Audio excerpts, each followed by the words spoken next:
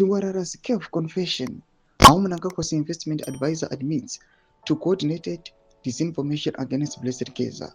Sabina Mashkobdani Bachinzi Tungwarara reviews Geza forced ministers into hiding. Chiriko chanonzi po Tungwarara anyasobuda pachina akati maminister panguva ine vari kuita corruption and Geza pakauya achikola up for accountability vese vakapinda mumapako vakawanda.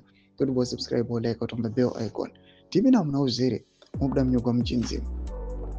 Paul Tungwarara, publicly described as president, Emmerson Mnangagwa's investment advisor, has made an extraordinary, on-record admission that directly implicates him in the deliberate orchestration of propaganda and media manipulation against anti-corruption activist Blessed Geza.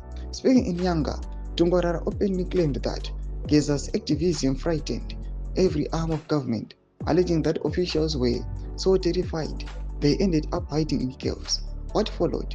Tungwarara's own account was not a rebuttal through lawful or transparent means, but a coordinated snare operation.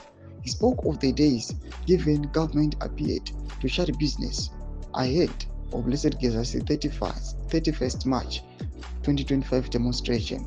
In quotes, and then Geza started to insult people, and a lot of people crept into the cave to hide.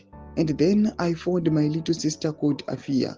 I said, Afia, generate this story I'm giving you.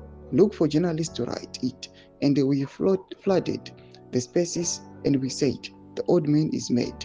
He will mess up investors. Tungwarara did not merely praise loyalty. He named an individual, Afia Musavengana, identified he is the operative.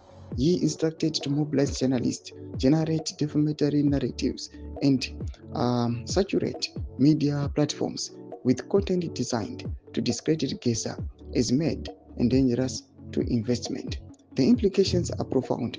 A senior figure close to the presidency admits to directing media content. Journalists are described not as independent actors, but as